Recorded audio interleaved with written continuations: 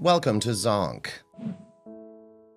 I, 31 female, have always been a romantic at heart and could not wait to experience the joys of a committed relationship, a hefty romance, and find just one who would match my energy. All these thoughts were over my head until I met Jack, 34 male, my husband, as fate would have it. I had dated a few different guys over the years, but with him, I thought he had something that would make me stick around for a very long time. A common ground, as most people would say. Kind at heart, gentle by words, and smooth by actions. He was my dream husband, or maybe I thought so. However, my relationship with my husband could have been better. Jack started doing extra time at the office in pursuit of a promotion at his workplace. He began spending less time with me. Sometimes he'd come home past 9 p.m. All our marital routines suffered abandonment. We did not go out for 3 months straight at one time. All we had were Saturdays and Sundays, though he always tried to make up for lost time. I felt unsatisfied.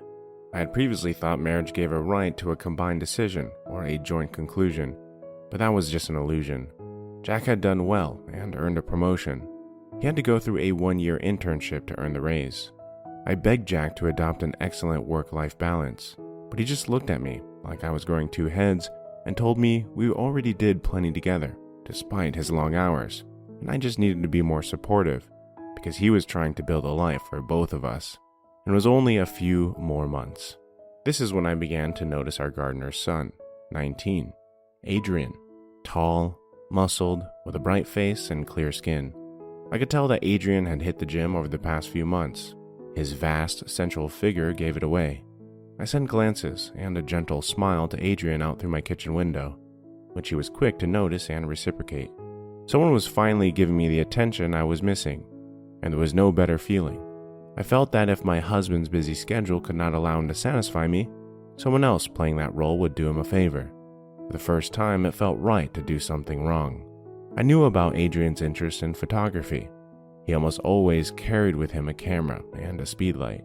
Expressing my unnoticeable fake interest in art and photography, I managed to start a blooming conversation with Adrian. We clicked seamlessly and would soon invite him over to my place, which he agreed to. When he showed up the following evening, things escalated quickly, and Adrian made love to me. Then it became a routine, and we grew fond of each other.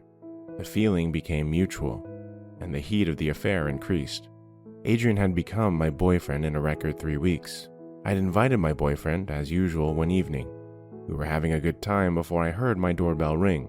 I panicked because I was not expecting a guest that evening. I pulled my garments and made Adrian hide behind the couch before rushing to open the door. My husband was standing right in front of me, saying he was sorry for not informing me earlier that he was coming home early that evening. I was dumbfounded, and my heart was racing. Jack quickly noticed that I was fidgeting and struggling to maintain a conversation with him. Adrian's camera was laying on the couch, as I had forgotten to get rid of it. It was the first thing that caught my husband's eye. He confronted me about it, but I was stammering and could not give a clear answer. Jack was mad, and he knew there was someone else in the house, so he started searching. When my husband entered the bedroom, I tapped Adrian's back, signaling him to come out and run. As he came out, he knocked on a lamp that was standing beside the couch, which hit the floor with a loud smash. Adrian froze as Jack caught him red-handed, grabbed his camera, rushed to the door, and dashed out, hiding his face. My husband was so furious and guilt was written all over my face. I spent the rest of the night tossing on the couch as my husband took our room all to himself. He had refused to talk or share the bed with me. The following morning, I made breakfast and did some chores. Later that day, I tried talking to him how our current situation led me to the act. Jack showed no interest in either listening or paying attention to me. I contemplated my husband's next move, and I knew our marriage was at great peril. On Saturday that week, Jack had gone out and showed up later in the evening with divorce papers. I remember begging him to listen to me before deciding to end our marriage, trying to explain my actions. I even suggested we sign up for therapy sessions to salvage our relationship. We just walked away unbothered. Early the following day, I called my lawyer. He offered to take care of the situation, but as usual, he asked for a deposit to kickstart the process. I remember seeing a pop-up message saying insufficient funds while trying to wire the down payment. As if on cue, my husband's lawyer informed me that I've been blocked out of any credit accounts under Jack's name. I was stranded and I had no money left. I never expected or imagined such hostility and cruelty from the man I had married. I wondered if he genuinely loved me. I was so mad at myself for the mistakes I had committed. At the same time, I felt like the universe was against me. I had no option but to sign the divorce papers, which I did. I'm now living at my parents' house, jobless, and they don't want me here. I'm so bitter about what life has to offer, and I think I'm stuck here.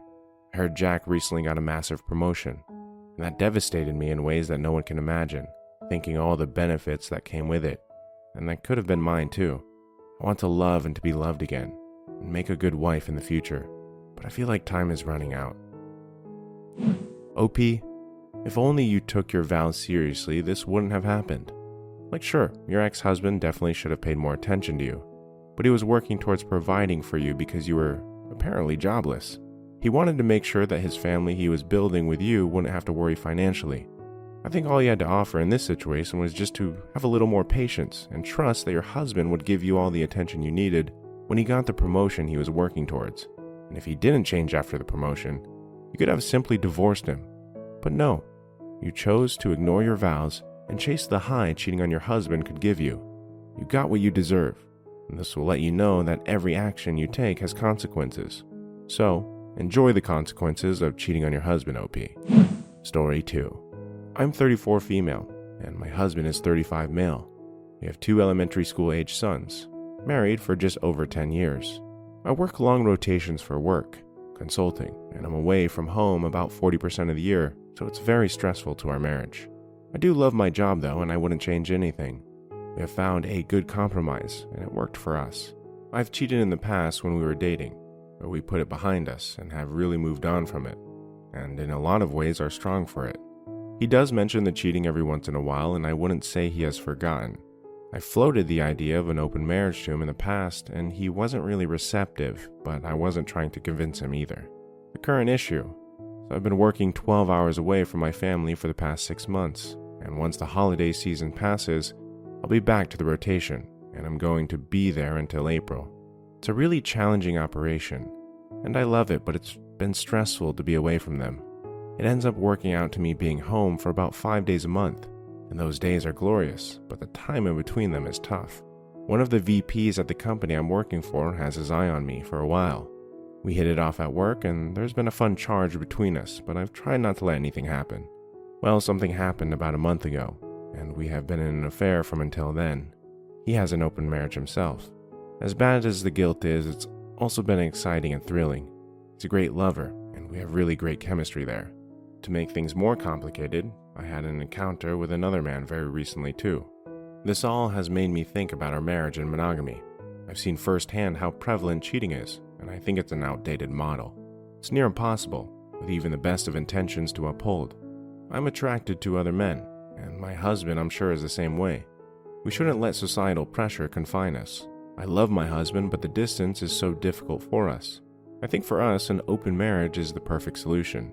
We have a great family and a great home and a life we've built together. Our kids don't need to be shuttled around with 2 homes, 2 step-parents, and go through a divorce. That isn't fair for them. There's still passion with my husband and we still love one another, and I don't think we need a divorce. An open marriage lets us both explore without losing the stability of one another. I'm confident with myself and I would be fine, even supportive of him exploring too. I wouldn't be at all jealous, and I would want him to have fun too. So this isn't a hypocrisy issue. I am returning home on Friday and will be back for 4 weeks, and I would like to, over the holidays, bring up this and make my case to my husband. I'm just looking for some advice on how to make the case to him about why this is for us. I have my reasons, but I would love to have Reddit's advice and support. I've thought of some rules for us, such as nothing with any mutual friends and no falling in love, but I'm open to more suggestions.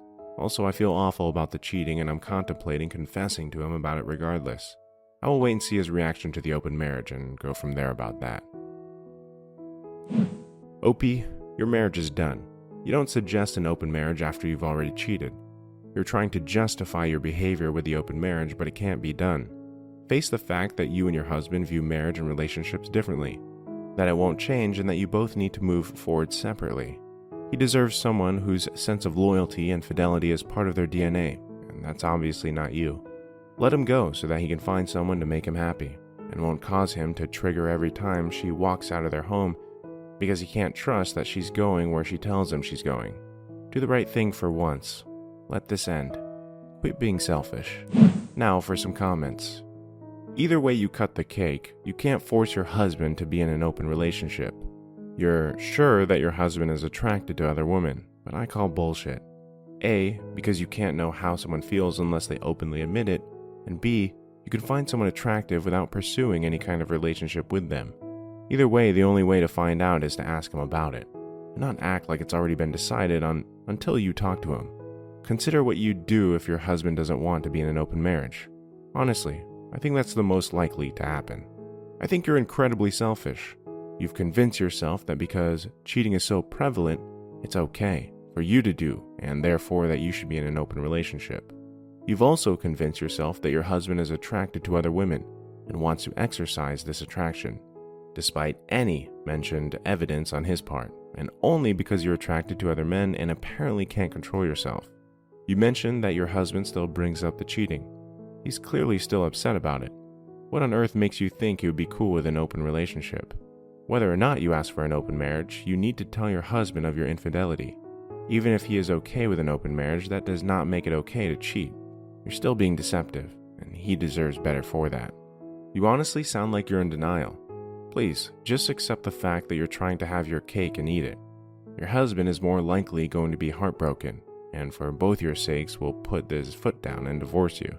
There's nothing wrong with realizing you're not a one-man woman, but you really should know these things before you get married and have children. And even if you did, a proper open marriage would be discussed before you engage with other men. What I often see in these, my significant other just cheated on me, is that the significant other will often push for open relationships while they were already cheating.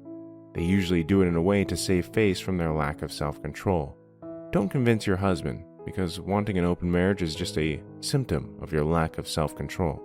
You are hurting your husband, and you're not suited to be a faithful wife. That's all there really is to it.